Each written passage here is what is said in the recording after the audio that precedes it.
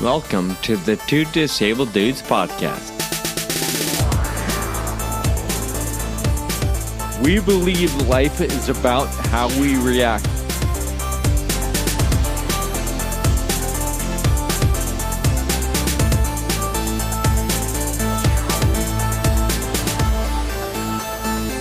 Hey, welcome back. Thank you for tuning in today. My name is Sean, and as always, mostly always, Kyle is here as well. I think we've had one episode where it was not you. Yeah, and I was sorely missed. I think I heard that from both you and... everybody emailed. There was picketing and rioting, and it just didn't go over well. Anyway, welcome back. Episode 226. This episode is brought to you in part by Reata Pharmaceuticals.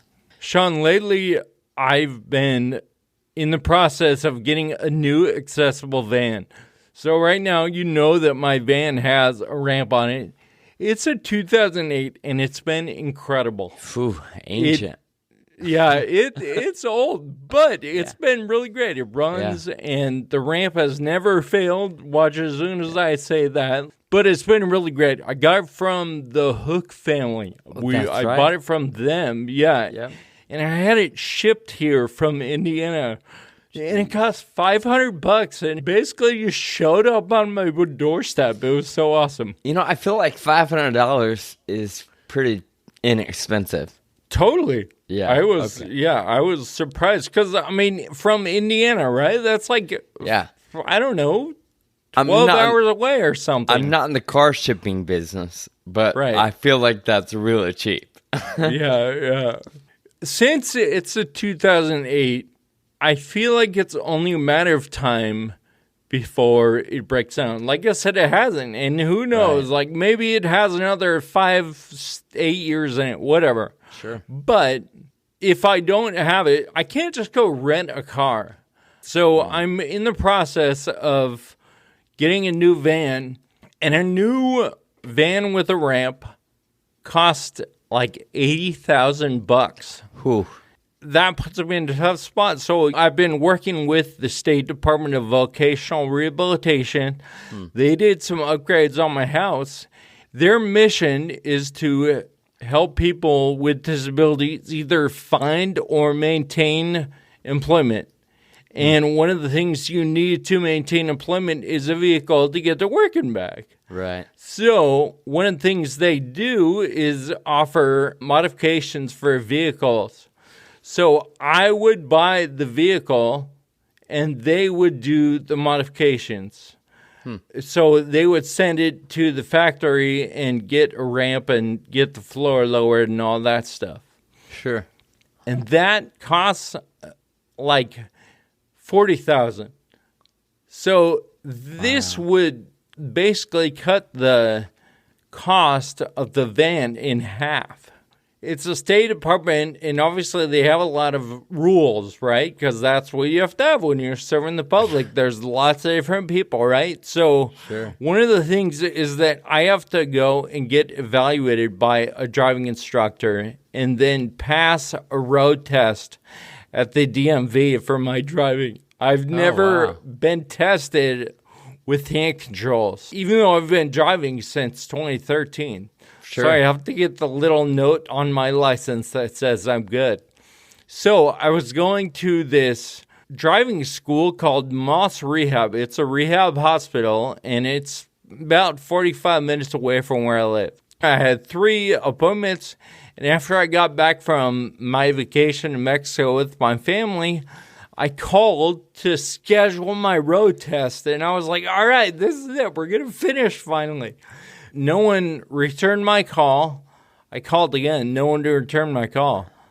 A week later, I find out that that place has closed down. No. So I'm like, because I already had 3 appointments. It was, it's like half a day, right? I mean, by the time you drive over there and whatever. Now I have to find a new instructor. There's 2 other places. One of them is about an hour away from where I live. One of them will come out to my place. Like, they'll bring their van and they'll come out and they'll, like, do the instructing, right? But they're, like, 4 hours away, and they wouldn't be able to get out here until October. So I'm like, all right, I'm just going to drive an hour. All of that to say, I hope I'm not starting from scratch. I hope they'll use the fact that I have taken 3 assessments before and kind of go from there. I don't know what kind of, if they can like read notes or I don't know. I'm in that process. So by the time I finish with that, I think that's the last step. Then hopefully I'll be able to buy the van, give it to the state. They'll send it in. And 3 or 4 months later, I'll have my new vehicle. So I'm thinking it's still going to be at least 6 or 8 months till I get it. Wow. That is quite a process. There are probably listeners that know that, and they're like, oh, yeah. But I never would have thought that. So I appreciate knowing that, okay, right. If and when that day comes, I should probably start early, especially if you're going to get help. You know, if you're going to utilize the state or some organization that provides that level of assistance, that's a really good tip. And I'm sorry you chose such a terrible place to do it. No, I mean, it's not your fault, but man, what a bummer. That's ridiculous. Yeah. So it'll get done though. I mean, we're on the way. It's just gotta deal with all the hiccups. So maybe silly questions, but I'm assuming nobody manufactures a vehicle ready to go. Is it always a customized, like you have to have a kit installed or something? There's this company called Mobility Works, and they have a nationwide network of dealers. Sure. And they have vans and other vehicles ready to go off the lot. They've accessible. Already modified, and they're accessible. Okay. However, with the state, for this program, you have to go through a certain process that they've laid out. Okay. So, all right. Well, thank you for the story and the education, and I hope that you figure it out. Yeah, well, and I guess the thing is, like you said before, you know, the note is that if you would like a van, get started 1 year early. Yeah, it's a good tip. The following message is brought to you by Reata Pharmaceuticals. Hey, Kyle, you would say that there's no time like the present, right? Yeah, of course. And? Well, you know, like, now is the time. Be in the now. The moment is now. Yeah, I would say focusing on the now is pretty important. But what are you getting at? Well, I'm glad you asked. I just want to let our community know that Skyclarys omavaloxolone 50 milligram capsules is now available. Of course. The first and only FDA-approved prescription medicine for Friedreich ataxia in patients 16 years and older is now available. So if you or a loved one has FA, be sure to talk to your doctor to see if Skyclarys is right for you. Now, dude. The time is now. And to stay updated on all things Skyclarys, visit Skyclarys.com. Before taking Skyclarys, tell your healthcare provider about your medical conditions and medicines you take. Skyclarys may cause serious side effects, including an increase in liver enzymes in your blood, increase in a blood protein which tells how well your heart is working, and changes in cholesterol levels. Your doctor will test these levels before and during treatment with Skyclarys. The most common side effects of Skyclarys include increased liver enzymes, headache, nausea, stomach pain, tiredness, diarrhea, and muscle pain. Call your doctor if you have any side effects. For additional information about Skyclarys, please see the full prescribing information and patient product information at www.skyclarys.com. This ad was brought to you by Reata Pharmaceuticals.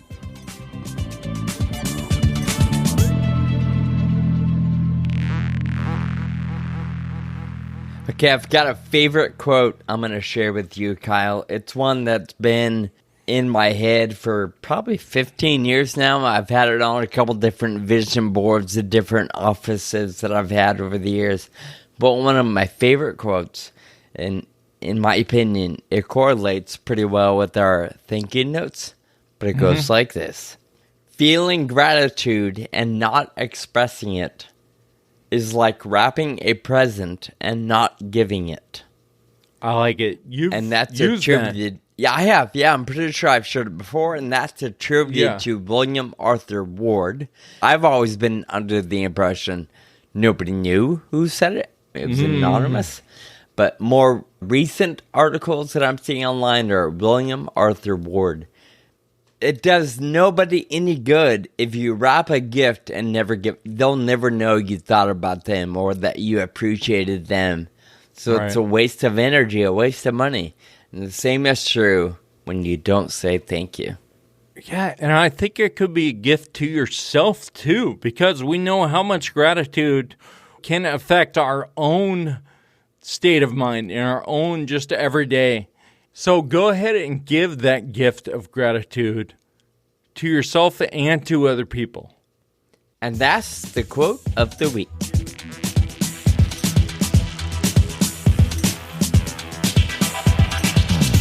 Sean, there's something I've been thinking about the last couple weeks. In the past, we've talked about the fact that when you're first diagnosed, it's hard to know how to disclose information or talk about your disability with different people because of how it affects your job search and your medical insurance and stuff like that.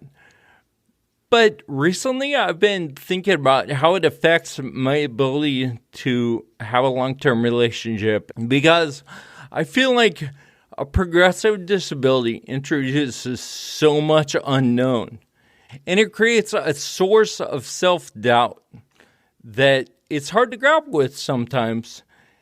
Just thinking about the future and how am I going to provide for this relationship in terms of income or physical abilities, or shoot, you know what? What if my body changes so much that it changes my outlook and, I don't know, my feelings towards this other person? Yeah. I've been having that thought, and I want to break that down. But then I also want to get into a little of disability is only one factor in a commitment in life, really. And I think there's probably quite a few other reasons that I'm afraid of commitment. And so, I mean, obviously we're not going to do the whole, get into every single thing right now, but that's one of my thoughts is that, you know, disability is only one factor, and is it distracting me from some of the other things that keep me from commitment? Just in that description of what you want to talk about, I feel nervous, scared, and overwhelmed. Yeah, but of all my friends, I couldn't think of a better person to have this conversation with. Thank you. Yeah, it makes me nervous too because I feel like in this topic, there are plenty of things that I haven't talked about except to myself in my own mind. But I also know that when we say these things out loud, it helps us process them, right? And we're like, oh, let's see what it really is. Would you say, or are you suggesting that perhaps you're hesitant to get too involved because things might change down the road? Is that a big one, or what you would say is the big factor? Yeah, and because I have a progressive disease, like, right, that's a big factor in my life, in both of our lives. Yeah. And so predicting what the future and planning for the future, what it might be, I think is a big part of making a commitment. Yeah. whether it's to a relationship or any other aspect of life? My initial gut reaction in regards to relationship, I don't have the same thought process or fear, if you will, that you're sharing. Although there's similarities, I don't trust people. So to me, I'm not concerned about, oh, will it get so bad that they leave? I don't know if I can articulate my words well today, but that is, I guess I'll just say it's not a concern of mine. But on the flip side, I'll say that reality exists for every single human. Even your perfectly healthy, able-bodied person, something could go wrong. A car accident, or they fall off a balcony, or who knows, and they suffer a spinal cord injury or the loss of a limb, or some big thing, a brain injury, and now they're different. Yep. Of course, the big difference for you and I, it's guaranteed, right? Things will continue to change. Right. For other people, it's maybe. They might be in a car accident. Yeah, I like this thought because for anyone, whether it's a physical injury, like you said, the spinal cord injury or losing a limb or something, or it's something else, you get laid off, whatever, car accident, any chance thing, something will happen. Challenges are inevitable in every single relationship, right? Whether it's caused by disability or not, sure, challenges are going to happen. And so maybe it's unreasonable, and I recognize to a certain extent, maybe it's unreasonable to pin fear of commitment on my disability. I feel like a lot of what we do in our heads is unreasonable, right? And that's just true for humans, not just you and me. You mentioned whether, I don't know, a job or finding a house or, there's so much to life than just a long-term relationship or a partnership. But I want to hang there for a little bit because me personally, I'm more worried that someday I won't be able to get a job that I enjoy and that's sustainable and fulfilling. But it sounds to me like you're more worried about finding a wife. So I think it's important that we hang there for a little bit. What do you think is your biggest hurdle to engaging in a long-term relationship? Do you think it's this doubt? Or this mentality that someday it'll be harder and worse for you, so nobody wants to invest the time and energy? I don't think that's the biggest one for me. And part of this thought is analyzing exactly that, like what are the factors? I think a big factor is it's kind of immature, but I want to do what I want to do. Yep. I mean, I think that manifests in a lot of different ways, but I would say that that's the overarching biggest hurdle that I see. I'm with you on that one. I'm the same way.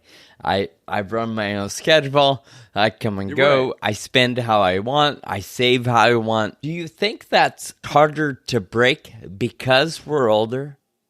The longer we're single and doing your own thing, the more used to it you get, the more comfortable you get with that, the more everything works the way you want it to work and think it's going to work and expect it to work. And then you introduce a puppy or another human or anything into that routine. I feel like if you fell in love at 25 and stayed in love, it would be a completely different conversation. Yeah, because then you're building a future together, right? Around that. There's not for sure. a future that you've already built and then introducing someone into this, and then all of a sudden you're an old man saying, "Get off my lawn," you know? So, Yeah, good point.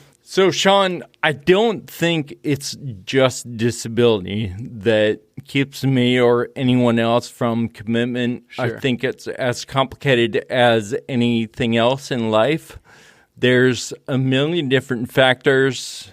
If we continue to talk about each one of them, we can try to figure it out. Do you feel a void in your life? Like when you wake up in the morning or you're in whatever, if you're just doing your own thing at home, do you feel, I don't know, sad inside or that there's a deep chasm because you don't have somebody?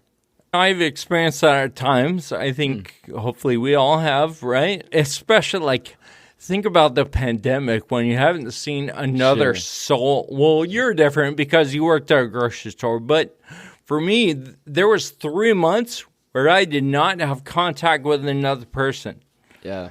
And at those times, that longing, that void, as you describe it, was certainly there. I asked because I feel like more and more, I would argue that the need for a partner is somewhat human nature, but I feel like it's become a more pressing need because of social norms. Yeah. Part of me wants a long-term relationship so I can tell people this is my long-term relationship. But on the surface, I can look at that and think, okay, what's the value? Like, why? Right. If you lived on an island with a bunch of celibates or people that were very independent, even have love relationships, I don't know that it would be as big a deal. And also, there are plenty of people that don't have a relationship. You just don't hear about them as much. And they're happy and productive. Yep. That's one of the things that I think about. It's possible to be happy and not have a relationship, but it's not in my face all the time. Yeah. Through social media and advertising and whatever else. Yeah, I'm with you on that one. I don't know what to think about this conversation. I also know that not very many people, no, just kidding. Not very many people listen. So this won't go that far beyond you and me. No, I'm just kidding. Like you said in the beginning, I know I can talk to you about this, and I'm hoping that anyone who's listening takes it in the spirit in which it's intended, where I'm just throwing things out and trying to figure out what's going on. Yeah, I think some of it too is figuring out yourself. You know, you'd made the point or you said it. It's probably helpful to figure out what you want. Right. Or, you know, what's missing or, you know, and start working towards whatever that is that you feel you need. It's not right or wrong. It's not good or bad. I think where it gets tricky is when you start doing things out of habit or on autopilot because, everybody's dating, I'm going to start dating. And then it's just hard for both parties when really deep down you don't want to date. You're just doing it because everybody else is doing it. Obviously, I'm not a therapist or a rocket scientist, and there's no badass shiny jewelry magic answer. I'm just spitballing with you and vomiting my words all over the microphone right now. With your example of just trying to find a relationship because that's what you think everyone else is doing, I think the opposite is true. Getting comfortable in your own life and not seeking something else out of comfort. You know, just being like, you know what, I like sitting in my house and doing what I do. So I don't need to seek anything else. I think that's probably not good either at some level. Yeah. There's got to be a sense of movement and constant improvement. You know, big or small, there's got to be something that you're working toward or working to accomplish. Yeah, constantly seeking and being curious and trying to find satisfaction in figuring yourself out. And there may not be, one big takeaway or action steps, but I will say that I find a lot of value in just talking about it. And I feel confident that we have some listeners that will appreciate calling attention to things that we just don't have answers to. Because I can guarantee you and I are not the only humans that struggle with these processes or these stops in our journeys. I hope not.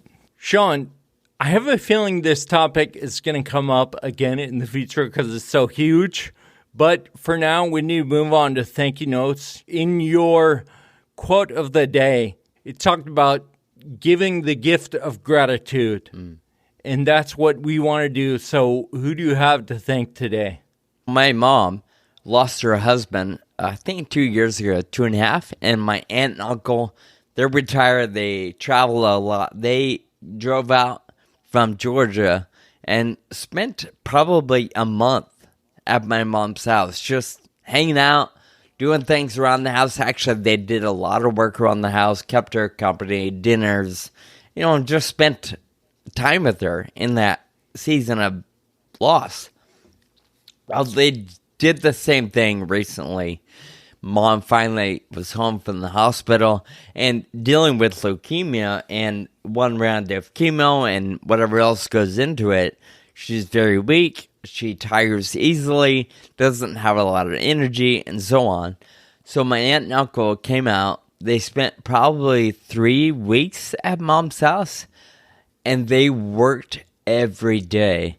I want to say 5 trips to the dump, just helping clean up the yard and, storage corners in the garage. And they repainted a couple walls. They helped make curtains for the window, just all kinds of stuff that sure, a lot of it my mom could have done, but it would have taken her weeks or days. And my aunt and uncle, they just, part of their contribution is their time and their muscle and their ability to move freely throughout the day without getting tired or without dealing with leukemia side effects. So incredibly grateful for the way they have supported my mom and showed up and helped get things in order, causing my mom to feel a lot more at peace in her own home. That's huge. To feel at peace in your own... Actually, what's huge is not feeling at peace in your own space. That's a shame. Yeah. And the fact that they're helping that happen is huge. I will clarify or add to it. I talk about trips to the dump and helping clean up and organize. It's not like my mom's a hoarder and things are terrible. Right. But it's one of those things where my mom, she's got a laundry list of projects, things she wants to do, and it never ends. That's her DNA, right? She's constantly on the go and being productive. And with this list, it can be overwhelming if you don't have the energy or the strength to do it. So my aunt and uncle came along and just started checking things off that list, which has a big impact on Mom. What about you, Kyle? I want to thank participants in clinical trials in general. We've talked about it several times before. Research progress does not happen without people participating in stopping their lives to participate in this trial for, sometimes 3 weeks, 2 months, whatever it is. Yeah. To make this happen. People are getting involved in trials that require a lot more than some of the ones that I've participated in. So I just have a lot of respect for everyone getting involved in pushing research progress forward. Yeah, that's huge. Even for those in different disease spaces, I think every trial helps to some extent in the world of drug development. So I echo your gratitude. That'll do it for this episode, which is brought to you in part by Reata Pharmaceuticals. We hope you're enjoying this show. If you are, please be sure to share it with a friend and subscribe on your favorite podcast app so you never miss an episode. We look forward to chatting with you again soon. Until next time, keep living with urgency. Thank you for listening to the Two Disabled Dudes podcast. This show is possible with your support. Visit twodisableddudes.com to donate. Connect with us on Facebook, Twitter, and Instagram. And be sure to subscribe on your favorite podcast app.